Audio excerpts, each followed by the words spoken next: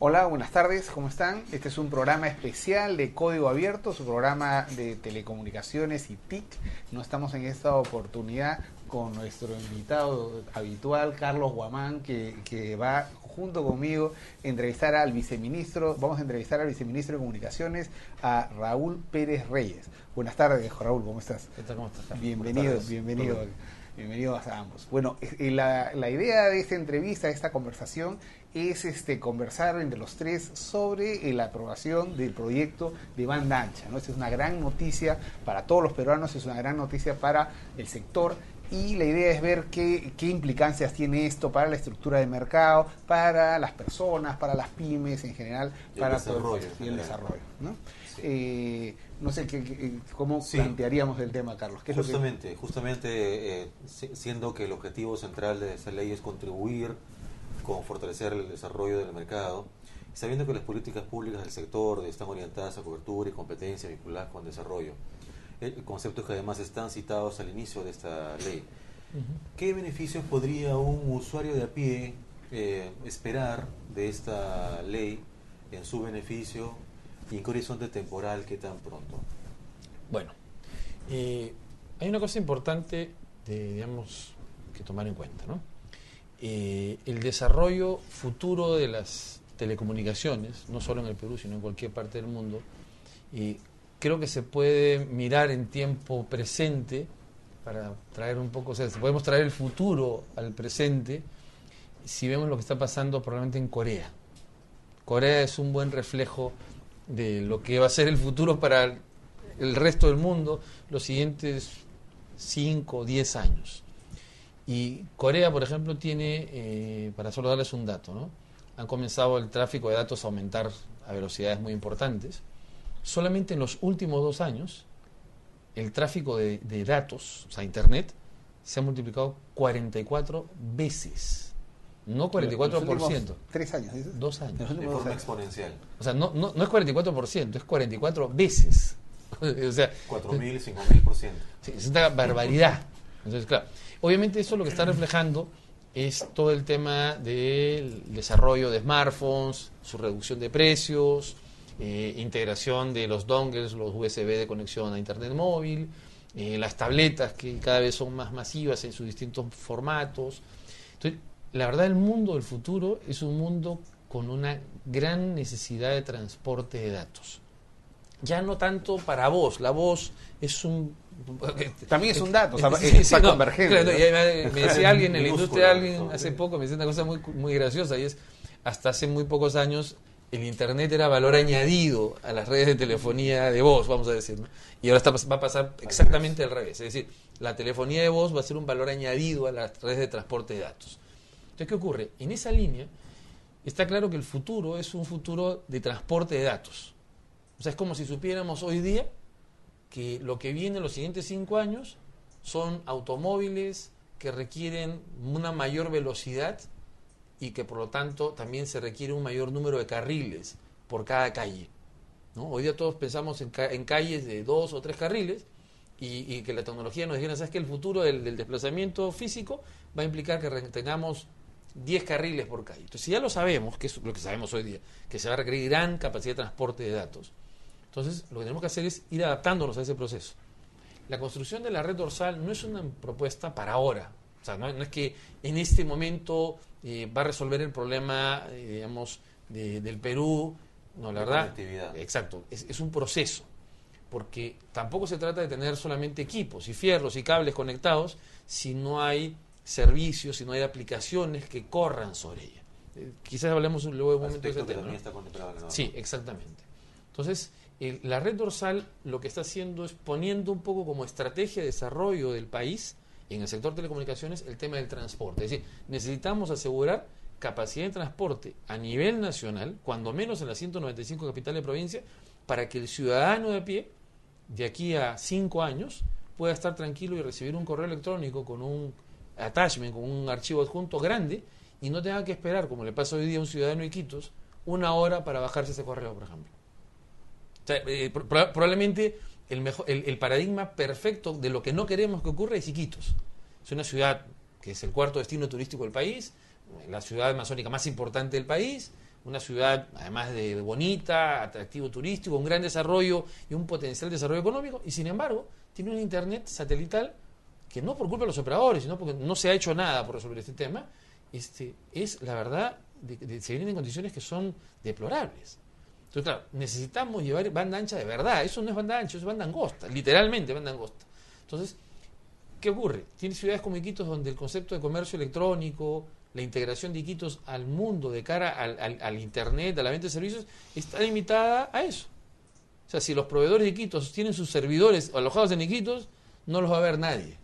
Y bajar un video en un smartphone en Iquitos es algo impensable. No, a nadie se le puede ocurrir. Si enviar un correo ya es una hazaña. O sea, claro. Entonces, eso obviamente plantea retos muy importantes porque tenemos que estar preparados para esa infraestructura de transporte. Ahora viene el tema.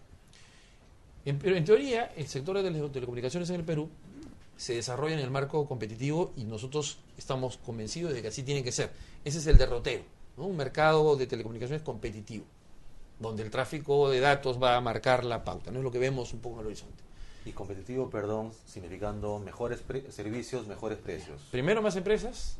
Segundo, mejor calidad de servicios ofrecidos, llámese mejor overbooking, mayores velocidades, mayores capacidades de bajada de información, ¿no? El del download, y también significa menores precios. O sea, yo creo que esa es la competencia que todos queremos. La verdad, si uno compara el precio de un megabit por segundo en una relación 1 a 1, es decir, sin overbooking, y vemos que ha venido pasando en los últimos 10 años, la reducción de precios ha sido importante. Aunque todavía estamos bastante por encima de la región. Claro, me refiero en los hubs, en los hubs de las salidas de los cables de fibra submarina. Claro. Cuando miras a esos niveles, totalmente. O sea, tú ves ahí una reducción impresionante de precios de 10 años para acá. Y además con capacidades que hoy día te pueden dar que antes no te daban, ¿no? O sea, estamos hablando de lambdas ya de 400 megabits por segundo, hasta gigas. ¿Ah? Gigas. Perdón, 400 gigabits. Claro, sí. 400 gigabits por segundo. Y hasta hace un año hablábamos de 2.5 gigabits. O sea, estamos hablando de crecimientos de 200 veces, o sea, en 2 años. O sea, en capacidades de transporte ya a nivel de los equipos ópticos, ¿sabes? Sí. De la fibra. Entonces, el tema es que el Perú sí necesita prepararse para ese proceso y claro, el mercado ha ido haciendo este proceso básicamente a través de lo que el mercado mejor sabe hacer, que es operar donde hay rentabilidad. Y es difícil que le podamos pedir a una empresa privada que invierta donde no es rentable. Su lógica es justamente invertir, porque lo que buscan sus accionistas cuando invierten es esperan un retorno razonable de esa inversión, a una tasa razonable, en un plazo razonable. Y entonces, claro, si yo voy a invertir en un sitio en el que no hay demanda, o la demanda es muy pequeña, o con una disposición a pagar muy baja, no voy a invertir. Mejor no voy. Exacto. O sea, es racional que un inversionista privado opere así. La verdad, en cualquier parte. No importa la nacionalidad. Entonces, ¿qué ocurre?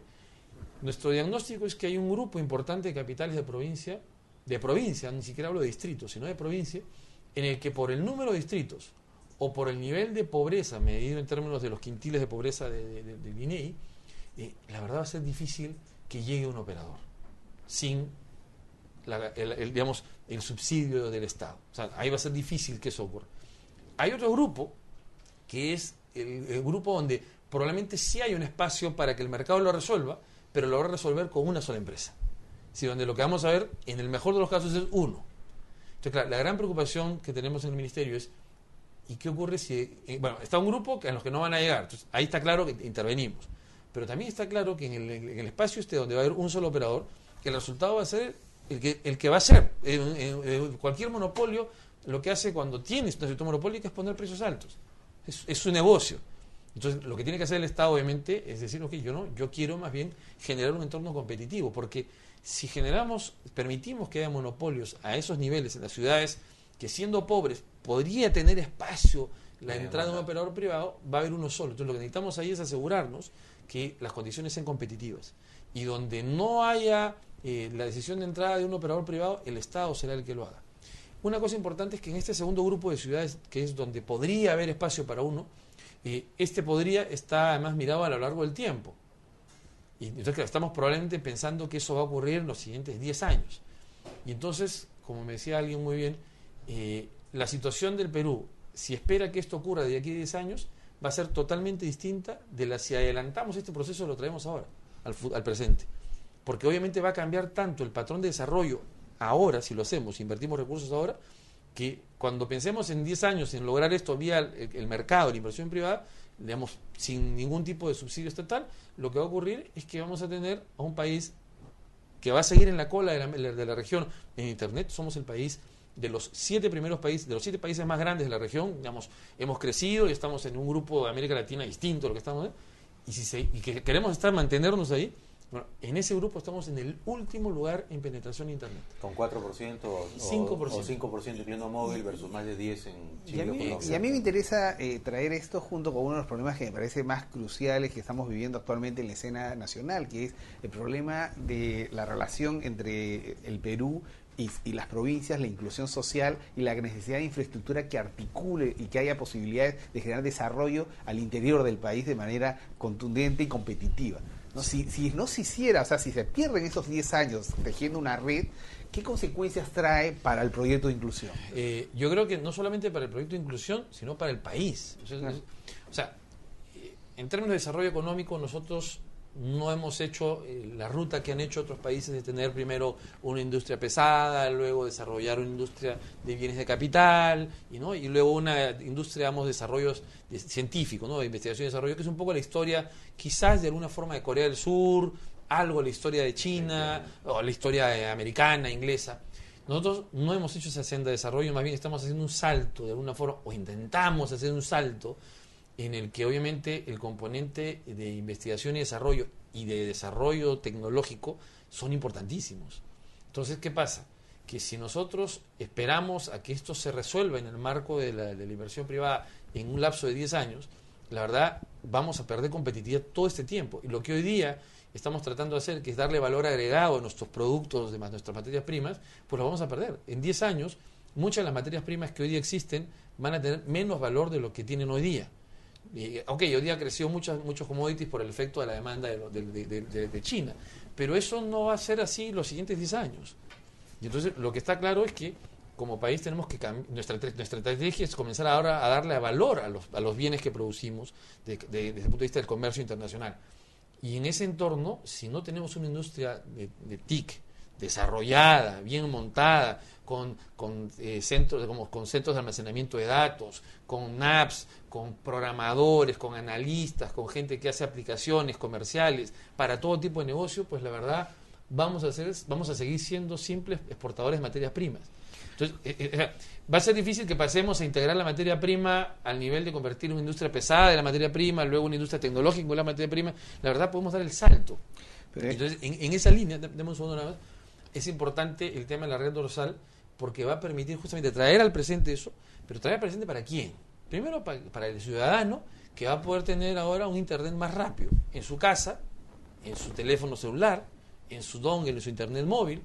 Para la pyme, que requiere vender sus productos y que tiene que tener una pequeña red local dentro de su negocio para, por ejemplo, sus 4 o 5 trabajadores puedan recibir órdenes y pedidos de compra de clientes que compran a través de la web. O una aplicación en la nube. O una aplicación en la nube, o vender, por ejemplo, almacenamientos de datos. O tener una conferencia telefónica vía Skype con un proveedor europeo. Exactamente. ¿No es cierto? Sin todos esos problemas de conexión en la red que nos sale siempre. O sea, es una tragedia que cualquier persona que se comunica, por ejemplo, vía Skype o alguna de estos software de videollamadas. Cuando yo he visto comunicaciones dentro, por ejemplo, de Estados Unidos, y no surgen estos problemas que tenemos acá. Siempre que hay comunicaciones con el Perú, aparece el problema de problemas con la velocidad de la comunicación, porque tenemos todavía un problema serio de velocidad que tenemos que resolver. Y entonces, la red dorsal lo que está haciendo es poniendo el primer paso para asegurar que el sector no se mantenga en este atraso que ya tiene, y que más bien recuperemos algo de lo que hemos perdido. Y esto es una cosa que es importante, porque no hay que solo mirar la red dorsal, porque la red dorsal sola, nuevamente, como decía hace un momento, es fierro, es cables, es equipos, cemento, fierro, ¿no? Lo que necesitamos es que la red dorsal forme parte de una estrategia que luego viene, que es telemedicina, teleeducación, aplicativos, tener, por ejemplo, estamos pensando en hacer concursos, por ejemplo, para estudiantes universitarios de aplicaciones móviles en Android, en mobile, ¿cómo se llama? Para iPhone. O sea, es una cosa que tenemos que comenzar a pensar como país Tenemos que comenzar a cambiar el switch, o sea... No, que es algo que conversábamos con Carlos hace casi un año cuando empezaba a discutir de ese tema, que es la clave para poder acercar el Estado al ciudadano. Es decir, lo que tú decías es que para que el ciudadano de Cajamarca sienta de que efectivamente digamos, el Ministerio de Salud le llega con una calidad de salud distinta. Lo mismo que el de Iquitos o el de Cusco, que el de Lima, ¿no es cierto? Y una educación de otra calidad, etcétera. Y para eso, señor viceministro, la red dorsal nacional, ya que usted menciona aquello de donde no llega un privado, entonces ahí está. Donde pueda llegar un privado, ahí la red dorsal, ¿va a estar o no va a estar? Claro, en principio la idea es que es una inversión complementaria. Es decir, donde están las redes, los privados actualmente, la red dorsal no va a estar... La norma alude al término subsidiaria. Exactamente, que es un principio que está en la Constitución, básicamente, que hace alusión a que el Estado tiene un rol subsidiario, ¿no? En la medida que el Estado no va a duplicar la inversión que ha hecho el privado.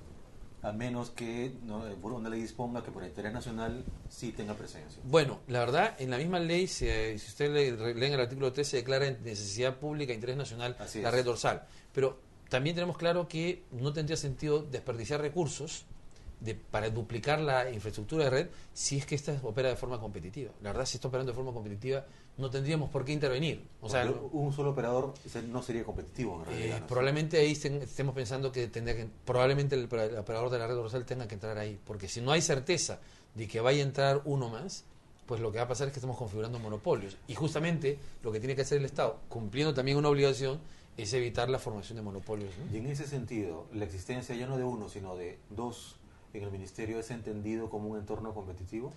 La verdad, no necesariamente. Va a depender del perfil, digamos, comercial de estos. Por ejemplo, ¿no? Hay de uno de los operadores de las 3 operadores de red dorsal, digamos, hay 2 que son los más grandes y uno que tiene una parte importante del país, pero es como el tercer operador de red de fibra óptica, digamos. 2 de ellos son integrados y uno de ellos es neutro. Es neutro, exactamente, ¿no? Entonces, de los 2 integrados, hay uno que prácticamente no vende, por ejemplo. Correcto. ¿No? O sea, que básicamente utiliza la red para su propio servicio, lo cual es totalmente lícito, no está obligado a vender, no tendría por qué venderle a nadie. Entonces, claro, con lo cual, en algunas zonas del país tenemos un solo proveedor, por ejemplo. Correcto. ¿No? O sea, incluso y en la red existente. O sea, entonces, ahí hay un tema que es que vamos a evaluar seriamente si en este caso compete que entre el operador de la red dorsal o si se establezca regulación de tarifas, modificando el esquema de regulación de tarifas de larga distancia nacional que existe actualmente, que es un mecanismo regulatorio ya obsoleto porque está pensado en tráfico de voz y esto es tráfico de datos, ¿no? O sea, entonces eso es un poco como estamos, digamos, pensando trabajar. La propuesta es que como está ahora el proyecto de la red dorsal, lo que, digamos, ya aprobó el perfil SNIP y que estamos terminando los estudios, esperemos a mediados de julio a nivel de factibilidad SNIP, ya están bien avanzados los estudios. Es un proyecto complementario a la inversión a las redes que ya existen actualmente. Correcto. Le hemos preguntado sobre cuál es el entendimiento del Ministerio sobre el caso de la presencia de 2 operadores, no por jugar con los números, sino porque el caso peruano, conocemos, se caracteriza por ser el más concentrado de América Latina, en el sentido de que 2 operadores pesan 90% o más de los ingresos, versus un promedio de 50-55% en América Latina. Entonces, esos 2 no es un número arbitrario, sino corresponde a una situación no de monopolio, porque 2 mono es 1, 2 son 2. Duopolio es un término que habría que explorar jurídicamente, pero que en términos económicos es más o menos como la dinámica del mercado se presenta. Y en ese sentido, aquí aludía en el artículo que usted comentó, que el Estado intervendrá de manera subsidiaria en zonas donde no participa la inversión privada. Entonces, ¿qué es diferente que decir que donde participe uno, donde participen 2, pero que por interés nacional se establezca que sí es conveniente, entonces se contempla que la red dorsal tenga cobertura? Por eso que usted se fija bien en la disposición 9ª complementaria, ¿no? Excepcionalmente por circunstancias técnicas y económicas, el Estado se reserva el derecho de participar en el desarrollo de la red dorsal nacional de fibra óptica en otras zonas distintas a las previstas en el artículo 8. Correcto. Por lo tanto, el tamaño de la red dorsal no sería tan pequeño en el sentido de que las zonas donde hoy o en los próximos años, como usted aludía, ¿no? que es lo que esperamos como tendencia, lo que uno o los 2 operadores más grandes tienen como comunicado al mercado respecto a sus planes de inversiones, es bastante ambicioso.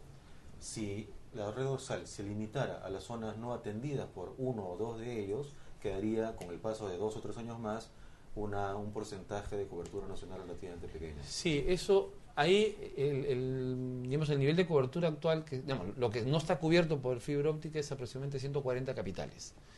De esas, probablemente, si esperáramos los 10 años siguientes, veríamos aparecer probablemente entre 50 y 60 a lo más. Ese es nuestro cálculo. La verdad, no más.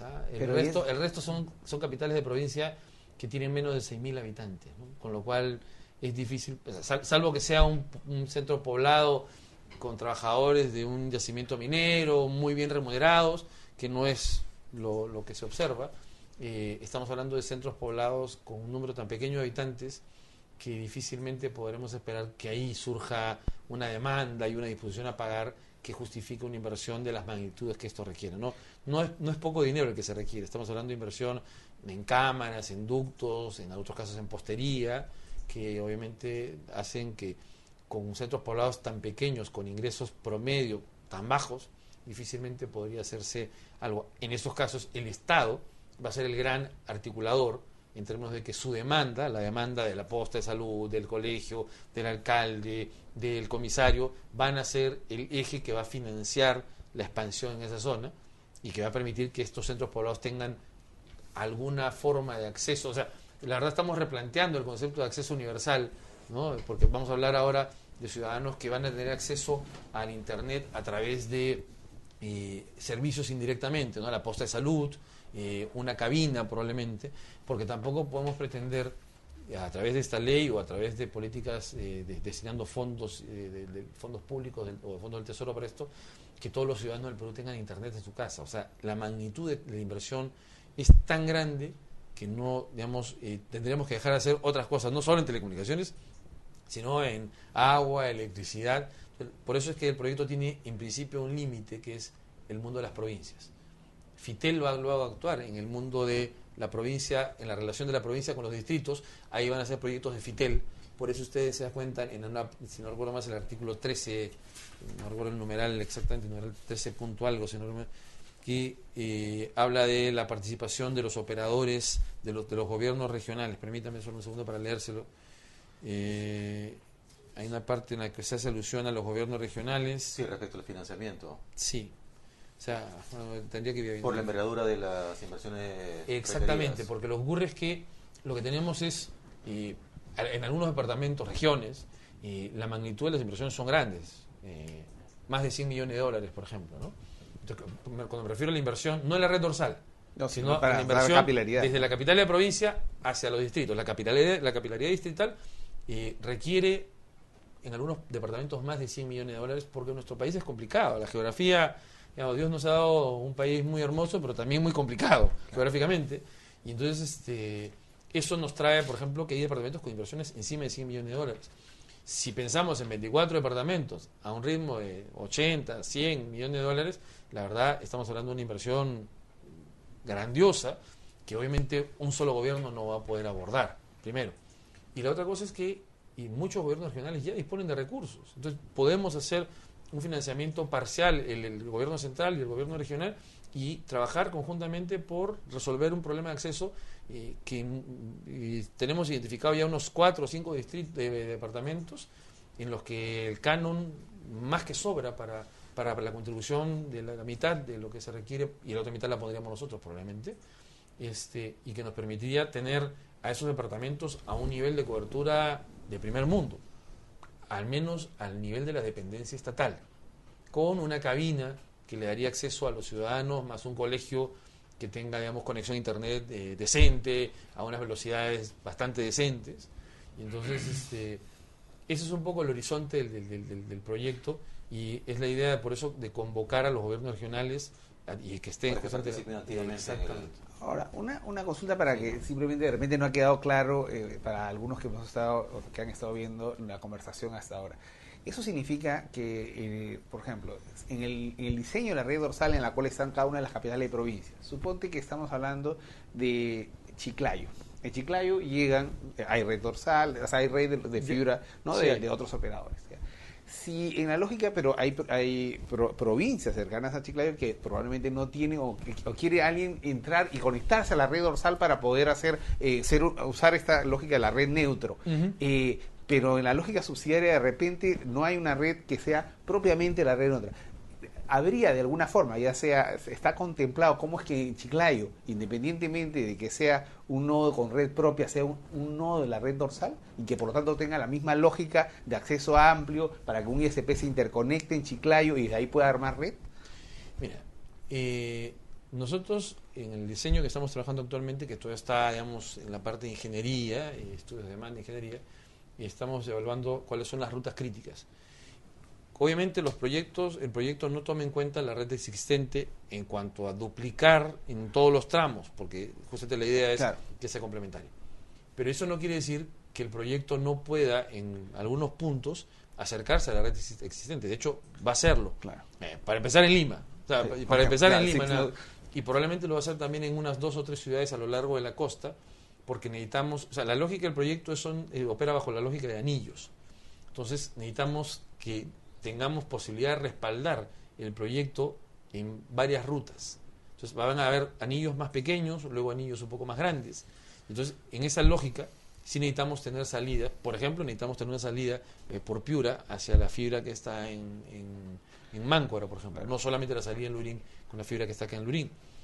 Probablemente también vamos a necesitar una salida por el sur, en la Portagna, para poder tener que el operador tenga la posibilidad de sacar señal e ir por Arica, ¿no? Como que también vamos a salir por Iñapari para poder conectarnos con Brasil, con quien ya estábamos conversando, para poder salir por el otro lado del Atlántico, por el Atlántico. O sea, la idea aquí es que esto tenga redundancias tan altas que la verdad la probabilidad de que se quede un grupo de provincias o algunas provincias sin servicio sea muy baja, ¿no? Claro, porque ese es un poco el diseño y en línea con eso, pues algunas ciudades en las cuales ya hay fibra serán punto de referencia de la red dorsal, básicamente para asegurar el respaldo de la misma, ¿no? O sea, pero no es que, o sea, y obviamente en esos habrá tramos pequeños en los que de repente podamos proveer servicios, pero no van a competir realmente con los operadores ya existentes, porque ellos normalmente venden de esas ciudades a Lima y viceversa. En este caso, para nosotros el tramo es un tramo básicamente de paso, ¿no? Entonces, esa es la idea con la que estamos trabajando. O sea, ¿no habría una opción en la que un ISP local quiere coger desde algún punto la red dorsal en Lambayeque y decir, desde aquí yo quiero extender la red para llevarlo a otra provincia? Bueno, no, sí. O sea, habría un punto, digamos, un punto, un nodo de acceso. Bueno, lo que puede ocurrir es que un privado, una ISP, entendido como un privado, es un proveedor de internet para que se entienda que es un ISP, pueda él hacer un tendido de red, por ejemplo, y pueda acercarse a la red de, ¿cómo se llama?, de la red dorsal y se conecta. Y se conecta, pero en Chiclayo, en la cual actualmente pasa la fibra existente, de repente, o sea, puede no haber fibra nueva, pero hay fibra, pero habría un nodo que tendría que sería parte de la malla de la red dorsal. Sí, claro. Y por lo tanto con las mismas condiciones que tendría alguien, no sé, en Apurímac o en Iquitos. Y efectivamente lo que haría el operador, el ISP, es transportar, por ejemplo, de Lima a Chiclayo a través de algún operador, alguno de los tres, y luego de ahí entrar por el operador. Sí, sin ningún problema. Porque eso es fundamental, porque si no estaríamos hablando de toda esta red dorsal en la cual habían elementos de competencia que estábamos hablando en la primera parte de la conversación, que no se estarían cubriendo, porque el 90% casi de la población estaría cubierto por los operadores existentes, y entonces se generaría un problema en la que no se estaría resolviendo uno de los temas más importantes, que es competencia, ¿no? Exactamente. No, sí, eso está claro. O sea, no habría ningún problema. O sea, de hecho, como le decía, van a haber varios puntos en los cuales la fibra va a bajar hacia la costa, porque la verdad básicamente la fibra actual está en la costa, con lo cual la fibra del operador de la red dorsal está en el resto del país, sierra y selva. Entonces, va a haber puntos en los que va a bajar a la costa, con lo cual va a haber la posibilidad que se Y hay otro tema que me preocupaba para cerrar esta parte, digamos, de la subsidiariedad o no. Efectivamente hay red en toda la costa. Pero yo recuerdo cuando conversábamos al inicio del gobierno, creo que era septiembre, octubre, que nos visitaste, tú decías, vamos a poner, y conversando con otra gente también del ministerio, que el parte del proyecto era poner como sobrecapacidad en la fibra. O sea, es decir, que hayan pelos, porque justamente lo que decía, porque la dinámica, si nosotros hacemos una proyección lineal de la demanda existente, se tendría que poner, pues no sé, X pelos de fibra. Pero como sabemos que es exponencial y el costo marginal de poner más fibra es pequeño, vamos a poner algo que estemos muy preparados para lo que son los próximos 20 años. Exactamente. Entonces, pero de repente te encuentras con, o sea, entonces tú de repente tienes en sitios donde no se aprovecharía eso, no tienes esa capacidad y tienes inversiones que se han hecho, pero que ya están hechas, que ya se puso, que no se tomaron las decisiones con esa perspectiva, y tienes una fibra que no te va a permitir hacer telemedicina como corresponde, o sea, podrías encontrarte con un tema en la que no se puede alcanzar el potencial que el Estado requiere para brindar los servicios al ciudadano, que era nuestra preocupación más importante, y generar competencia. Claro, por eso está el tema de esta cláusula novena, ¿no? Justamente la cláusula novena es una de esta disposición complementaria, justamente lo que apunta es a que en situaciones excepcionales, cuando uno observa... Hay la capacidad. Sí, sí, exactamente. Interviene. Sí. Interviene. Claro, ¿qué pasa, por ejemplo?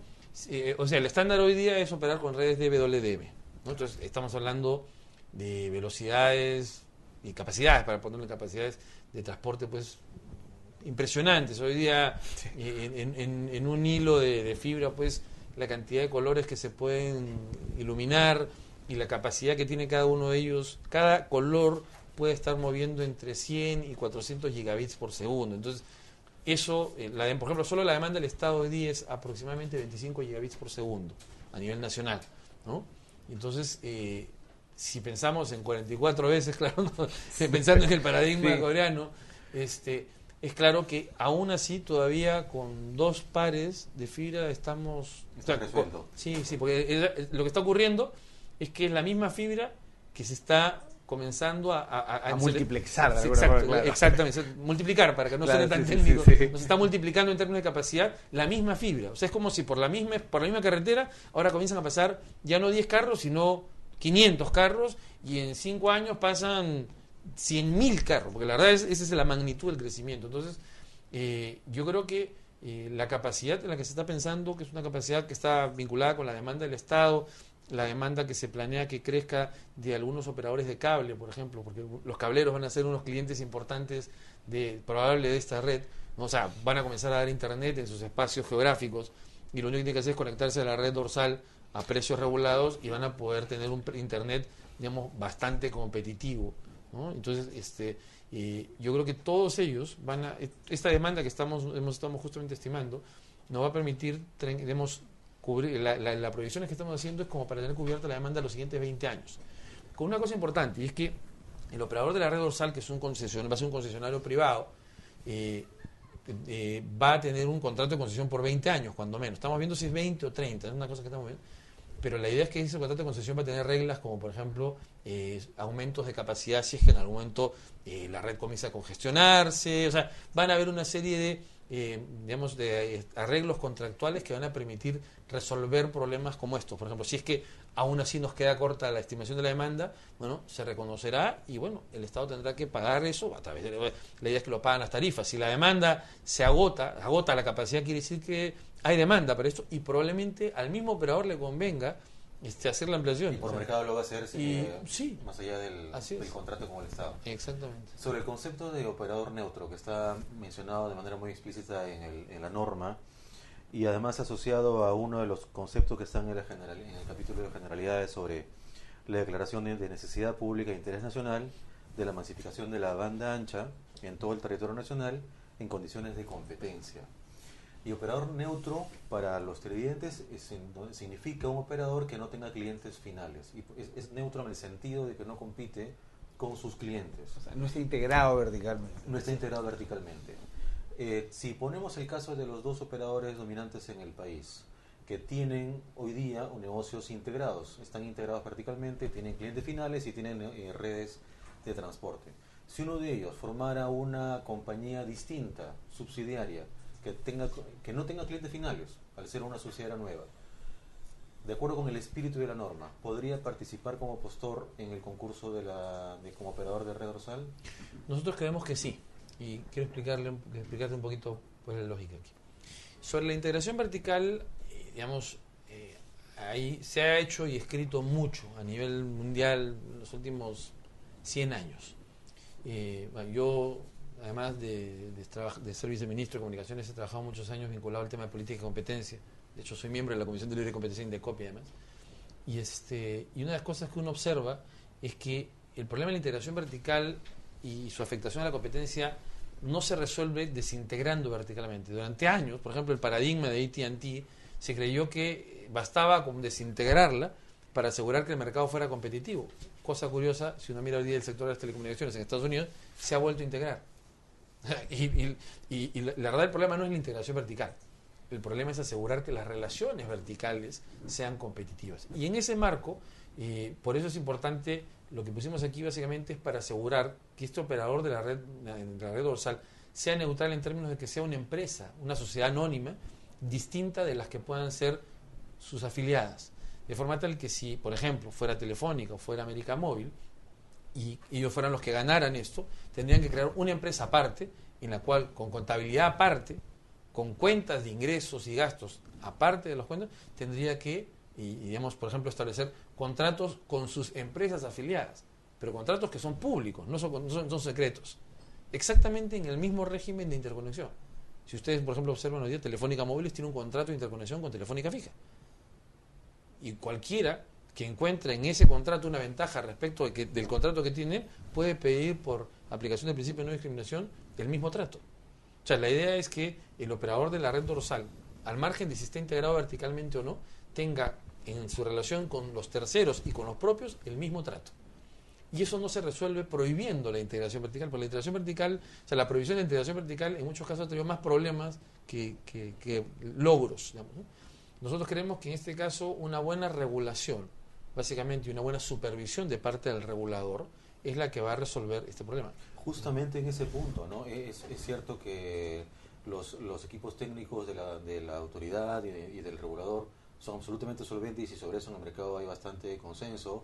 Sin embargo, usted dice que no lo resuelve.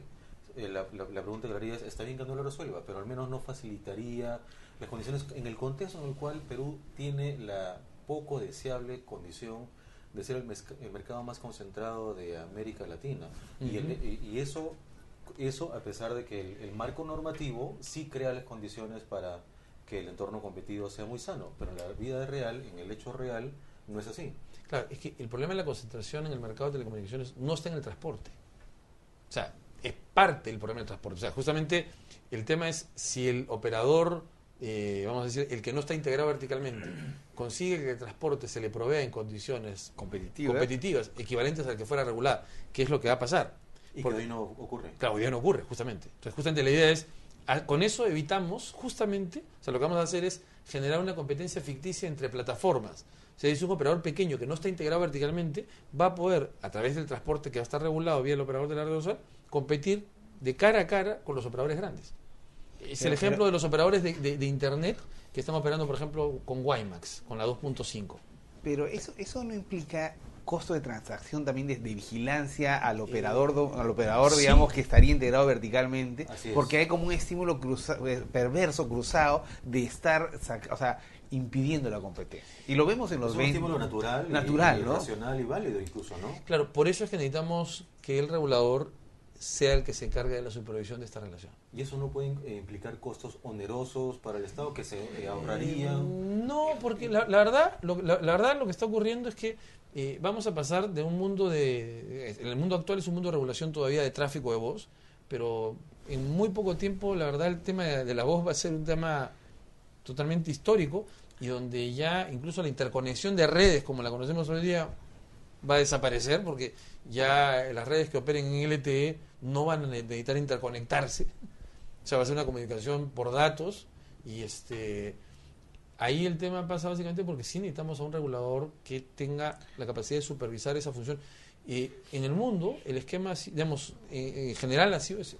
O sea, si nos miramos el caso de Estados Unidos, intentaron en algún momento provocar esta separación vertical, que fue la decisión de los 80s, y lo que les ha mostrado la experiencia es que al final no ha dado un buen resultado. O sea, la situación actual hoy día de la industria de telecomunicaciones americana es que curiosamente se han vuelto a integrar a los que fueron desintegrados hace 25 años con todo el escándalo que hubo en aquel momento. Yo coincido con lo que dices en el sentido que una cosa no implica la otra necesariamente, pero sí implica una decisión política y un mandato al regulador que muy claro, porque sí, es en cosas que no son aparentemente telco, donde podría impedir que realmente los objetivos de esta red se cumplan, que uno debe ser la competencia. Está en los procesos, en si es que hay, si hay subsidiariedad en los tráficos, aunque no se cobre, lo que mencionábamos, Juan Carlos, hace un momento, antes de la entrevista, decíamos, oye, ¿y qué pasa si es que está integrado en los puntos de interconexión entre el que opera la red de la empresa madre y la otra, y hay tráfico que no se está cobrando? Tiene que haber una supervisión técnica o acceso a qué es lo que realmente está pasando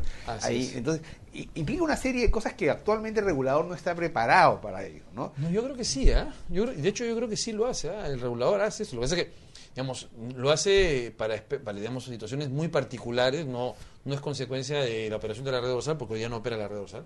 Pero si, por ejemplo, hubiera alguien que denunciara a una empresa, por ejemplo, por trato discriminatorio, el regulador tiene las facultades actualmente para intervenir de oficio o de parte si fuera una denuncia e investigar si es que la empresa, por ejemplo, está cursando tráfico para sí misma en condiciones distintas de las que ofrece a terceros. O sea, yo creo que la verdad, el marco normativo no requiere que el regulador tenga más facultades de las que ya tiene, o sea, con las que tiene suficiente, y lo que tiene que hacer en este caso el regulador, y nosotros creemos que así lo va a hacer, es tener sobre este tema una vigilancia muy estrecha y mantener, digamos, una actitud muy cercana al proceso, digamos, de transacción, las transacciones que se van a dar entre los agentes. Y obviamente hay un costo de transacción. Ese es el costo de generar este operador de red neutral. Eso comparado con los problemas que podrían surgir de anticompetitivos, de tener un operador integrado verticalmente, queda claro que es mejor incurrir en estos costos, ¿no? O sea, es básicamente... Hace 10 años la cuota de mercado de los dos operadores más grandes en el Perú sumaba 75-80%, hoy suma 90%. O sea, los números muestran eso. Sí. Y asociado con eso tenemos que hoy día en banda ancha, que es el tema que más nos interesa a todos en el mercado, somos el segundo país con precios más altos en la región, luego de Bolivia solamente, que por su mediterraneidad tiene problemas estructurales. Y la penetración más baja en el orden de 4 o 5%, si uno suma fija o móvil, banda ancha, fija o banda ancha móvil, versus el rango de 10 a 15% de Colombia y Perú o Chile. Entonces, con esos números en realidad sí nos queda la preocupación.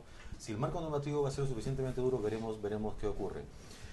Otro tema, sobre el financiamiento, dada la envergadura que pudiera tener la red dorsal, ¿ya existe una estimación sobre el orden de magnitud de las inversiones asociadas?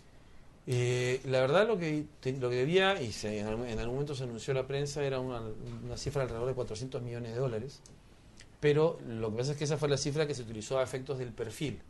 Cuando hacemos el estudio de factibilidad, obviamente, bueno, de hecho estamos ahorita en ese momento, esas cifras son mucho más afinadas, y estamos más o menos calculando que hacia mediados de julio debe estar ese trabajo ya terminado, y debe estar presentándose para que lo apruebe el SNIP, digamos, el sistema SNIP, la Oficina de Proyectos de Inversión del Ministerio, y ahí tendremos un valor, yo creo que ya bastante cercano de lo que va a ser la inversión requerida para el operador de la red dorsal, digamos, ¿no? No quisiera adelantar en este momento una cifra porque hemos estado haciendo algunos cambios en algunas rutas respecto a lo que fue el perfil, unas cosas pequeñas, y eso puede alterar un poquito las cifras, y entonces, claro, cuando uno va sumando por aquí un poquito y otro poquito por acá, puede hacer que los números de repente ya no sean exactamente iguales. Y deban ajustarse. Sí, pero en principio es una inversión importante. Estamos haciendo a la mesa algunas estrategias de las que todavía no quisiera comentarles. Estamos viendo unas cosas, digamos, ya del lado del ministerio, unas políticas que pronto esperemos anunciarlas también, que podrían hacer que el monto se reduzca importantemente, con lo cual la contribución del Estado a eso se puede reducir importantemente, y fue importante, y entonces yo creo que podríamos tener ahí también unos ahorros sustantivos, ¿no? Que está vinculado con el tema, básicamente, para adelantarles algo, con el tema de el uso de las redes eléctricas del Estado. Todo lo que se establecía también en esta norma. Exactamente. Y tengo una pregunta asociada a ese tema anterior sobre el financiamiento de las inversiones. Una de las disposiciones complementarias de la norma, el texto dice que el FITEL primero ya puede financiar red de transporte, cosa que antes no, es un cambio que está dentro de lo esperado. Y específicamente hay una alusión a que contará también como fuente de financiamiento los recursos de fuente contractual que el Estado obtenga por los contratos de concesión de telecomunicaciones. Eso quiere decir que, por ejemplo, en el caso de Telefónica del Perú, de Telefónica Móviles, perdón, cuyos términos contractuales deben ser concluidos en algún momento en el futuro no lejano, esos fondos irían, sea el monto que sea determinado, ¿esos fondos irían a Fitel? Bueno, el proceso de renovación, la verdad lo estamos evaluando. O sea, mal podría decir en este punto que destinaremos estos fondos si es que llegáramos a un acuerdo con la empresa a esta actividad. Obviamente la ley establece que tiene que darse un uso a esto a temas de telecomunicaciones. Eso está claro. Sí, me pregunto si este texto incluye ese tipo de acuerdos contractuales que el Estado tenga como operador. En general, la idea ahí es que cualquier proceso de subasta o adjudicación se convierta en recursos que pasen a ser por parte del Fondo Fitel. Subasta o renovación, podríamos añadirle. Yo tenía una cosa complementaria y que me parece importante destacar, que es que a mí me parece, una de las cosas que más novedosas es que en el artículo 6 del proyecto de ley se señala el tema con claridad, el tema de la neutralidad de la red, ¿no? Y literalmente dice, los proveedores de acceso a Internet respetarán la neutralidad de la red, por la cual no pueden de manera arbitraria bloquear, interferir, discriminar, restringir el derecho de cualquier usuario a utilizar una aplicación o protocolo independientemente de su origen, destino, naturaleza o propiedad. Eso me parece súper contundente, es algo que ha estado en debate, los operadores dominantes estaban reticentes a este tema y me parece algo importante que esté señalado con esa claridad. ¿Cómo fue el proceso? Esto es ¿qué significa para Internet en el país que se haya puesto esto?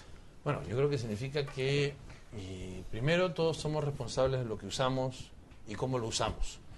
Y la idea aquí es que en principio pues la gente haga un uso absolutamente libre del Internet según lo que quiera, digamos, al uso que quiera darle.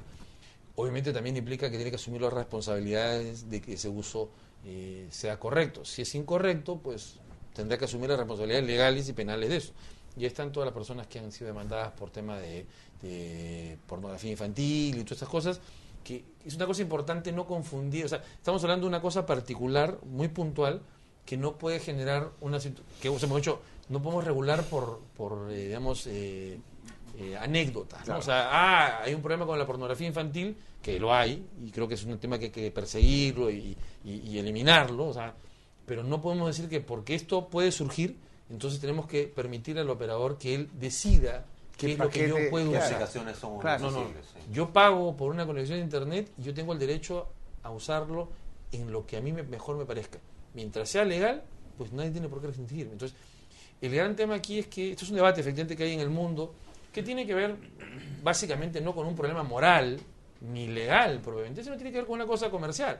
Y es que cuando a mí me permiten tener acceso a cualquier aplicación, lo que va a ocurrir es que yo puedo tener aplicaciones, por ejemplo, muy demandantes en video, ¿no? YouTube, videoconferencias, ¿no? Entonces, claro, el patrón de tráfico y de la demanda de tráfico de un usuario que es muy intenso, por ejemplo, en YouTube, es distinto de quien solamente lee correos electrónicos con poco texto.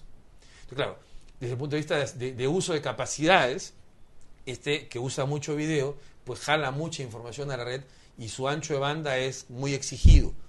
Y bueno, eso él debería reflejarlo en el que debería pagar más por tener un ancho de banda mucho mayor. Claro. Y así de sencillo. O sea, eso el mercado tiene un mecanismo para reflejar esas disposiciones a pagar. Lo que obviamente ocurre es que algunos operadores no siempre están, digamos, de acuerdo con los perfiles de tráfico, porque aquí hay un proceso digamos de caza, en términos que el operador trata de acercarse poniéndole un precio a quien tiene una capacidad, digamos, de bajada más alta, y de repente él descubre otra fuente de una mayor capacidad de bajada de información. Entonces, claro, siempre están corriendo uno detrás del otro a ver quién gana. Y bueno, esa es parte del trabajo comercial. O sea, entonces lo que no podemos hacer es restringir eso. Yo creo que el emblema de esto fue el tema de Skype, ¿no? O sea, que hubo operadores en el mundo que quisieron bloquear la entrada de Skype. Correcto. Y para nosotros eso no está bien. Nosotros consideramos que hay que hacer un uso restricto del Internet, que si quieres usar Skype con una calidad de voz apropiada, pues tendrás que pagar más por capacidad, por ancho de banda mayor. Bueno, sí, nada más. Claro. Sin bloquear. Sí, no, porque y la idea es no tener otra vez incentivos perversos para que los propios operadores bloqueen a su antojo aplicaciones que les parezcan o no pertinentes. Digamos. Para nosotros el tema de los operadores son eso, son operadores. Entendemos que muchos de ellos, adelantándose a lo que viene, pues están tratando también de desarrollar contenidos. Es normal. Pero lo que no pueden pretender es que sus contenidos tengan privilegios sobre los contenidos de otros.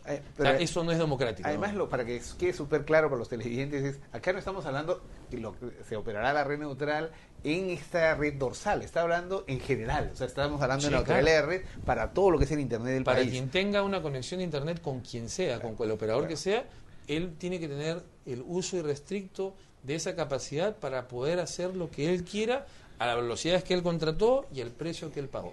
A menos que sea ilegal, pero en ese caso para eso hay una fiscalía, para eso hay un poder judicial que dirán, este señor está haciendo un mal uso de este servicio por estas características y él asumirá la responsabilidad legal y penal de eso. A mí me parece súper destacable este artículo 6, me parece que realmente pone al Perú, al igual que en Chile, a la delantera de todo ese tema, y es súper resaltante. Entonces que nosotros queríamos felicitarlos por haber mantenido ese acuerdo. Y fue importante porque esto está vinculado con el tema de contenidos. Claro, totalmente, que es crucial también claro, aquí en la ley. O sea, lo que nosotros queremos es convertir al Perú en un gran proveedor de contenidos para el mundo. Claro. O sea, la verdad, a eso estamos apuntando. O sea, la verdad, lo que queremos es hacer lo mismo que hizo Gastón Acurio con la comida. O sea, generar un aumento en el ego del peruano y descubrir que tiene cosas buenas, ¿no? La comida es una de ellas. Bueno, queremos descubrir que tenemos... El Perú tiene uno de los números más altos de campeones mundiales de matemáticas del mundo. O sea, es una cosa de la que tenemos que estar orgullosos. O sea, el número de jóvenes estudiantes de secundaria campeones mundiales de matemática, el Perú tiene el tercer lugar en el mundo. Lo cual es espectacular considerando que los índices de calidad educativa en el Perú... Claro, nuestro problema no es ese, nuestro problema es que esta gente que es brillante, luego se quede en el país y haga ciencia. O sea, esa es nuestra tragedia. O sea, no es que no tengamos gente capaz, lo que hay que hacer es que esta gente tiene que descubrir que puede hacer, por ejemplo, software y puede vendernos en un aplicativo, en el móvil o en la computadora, vendernos información que nos puede ser útil. Desde el clima, desde la congestión del tráfico, lo que él quiera. O nos puede regalar, entre comillas, un software, pero él vender un banner publicitario. O sea, por Dios, ¿qué cosa es Facebook? O sea, es una aplicación. O sea, no es nada más que una simple aplicación. Súper exitosa. La pregunta es, ¿por qué no podemos tener aquí un creador de una red social, por ejemplo, local, con contenido local, que sea distinta a Facebook? Siendo está muy buena, no quiero quitarle mérito a Facebook, pero por ejemplo, ¿por qué no podemos tener? Y ahí, para hacerle un cherre telefónico y no vean que todo lo que hacemos es criticar a los operadores, el proyecto Wire es una iniciativa que está rescatando talentos por centenares, justamente de potenciales Facebook, ¿no? O sea, nace es para eso. Claro, pues no solamente eso, sino que aglutinador de pero no solamente eso, sino que el tema de la neutralidad apunta a eso, es decir, ¿por qué no podemos tener, por ejemplo, imagínense que tenemos a un ingeniero electrónico de la UNI que desarrolla un nivel de compresión para videoconferencia tan alto que uno puede hacer videoconferencias ahora a capacidades de transporte mucho menor? ¿Y qué pasa si algún operador lo bloquea? Porque no le resulta rentable. O sea, yo creo que hay una cosa que necesitamos... Tenemos un minuto para cerrar. No sé si quieres hacer una pregunta final, Carlos. Únicamente que mencionar, consultar cómo será la articulación entre las entidades que están citadas en la norma para operativizar el plan trazado. Me refiero puntualmente a un GI que a quien en la norma se le asigna un rol fundamental precisamente en el desarrollo de aplicaciones para gobierno electrónico que está necesario en el país. Bueno, OGI es justamente un organismo del Estado que está justamente encargado de todo lo que tiene que ver con el gobierno electrónico, y de cara a que estamos hablando de una estrategia que va a llevar, digamos, el eje del crecimiento en los distritos van a ser el gobierno, el Estado, posta de salud, comisaría, alcaldía, colegio. Obviamente se requiere que estas unidades no solamente estén capacitadas, o sea, hay un tema de alfabetización digital que tenemos que trabajar conjuntamente con OGI, por ejemplo, muy fuerte, para empezar en el Estado y luego comenzar a nivel del resto de la sociedad civil. Y la otra cosa que también tenemos que trabajar es todo el tema de cambiar la perspectiva del uso del Internet en los gobiernos locales. Hoy día estamos con esta versión de la web 1.0 en el cual el gobierno municipal tiene contratado una capacidad de un servidor y pone alguna información para que los ciudadanos se enteren. La idea es pasar a webs interactivas, o sea, dar el salto, ¿no? Y comenzar hacer que los gobiernos municipales comiencen a tener trámites, por ejemplo, en línea. Y hablo de municipios, digamos, distritales, donde el ciudadano podría estar conectado a una cabina pública en un centro poblado a 5 horas de distancia en camioneta o en combi, y que con simplemente entrar a la cabina se puede ahorrar estas 5 horas de distancia de ida y de vuelta. Igual el que emigró a Lima y requiere una partida de nacimiento. Por ejemplo. No, pero además de los trámites implica contando con esta plataforma y con el Estado interconectado, es como es que el Estado hace una reforma de sus propios procesos para llevar el Estado al ciudadano, ¿no? Además. Con salud, educación, Sí. seguridad, o sea, las comisarías interconectadas, es decir, es un Estado que realmente pone las mejores prácticas para atender a sus ciudadanos. Que, por ejemplo, en el caso de las comisarías es interesante, es poder poner una denuncia en la comisaría y que terminada la denuncia y firmada la misma, eso esté en toda la red. Y la podrías denunciar con tu DNI electrónico desde cualquier acceso a Internet. Así ¿No es es. cierto? Entonces, no es que Exactamente. tienes el tiempo de ocio de policías burócratas sería, o sea, no de ocio, digamos, de un trabajo que no destinado a la seguridad, Así estaría destinado a cuidarnos todos mejor. Sí, y no estaríamos haciendo perder tanto tiempo a la policía sacando certificados de domiciliarios. y Por sabe poner, cuánta cosa más por poner que- un ejemplo. Sí, sí, ¿no? claro. Bueno, Y ganamos todos. muchas gracias, Raúl, muchas No, gracias a usted, gracias Carlos por este programa especial. Nada, felicitar por todo el empuje que ha puesto el Ministerio en el desarrollo de este proyecto, tanto en realidad desde la gestión anterior y también, por supuesto, la gestión que tú estás a cargo en el viceministerio del ministro también. Y bueno, y para adelante, ¿no? Felicitarnos todos porque este proyecto sea un éxito y que efectivamente sea Exactamente. el inicio de un nuevo país digital, ¿no? Listo. Muchas gracias. Muchas gracias a Éxitos. ustedes. Gracias. Gracias a ti. Nos vemos. Chao.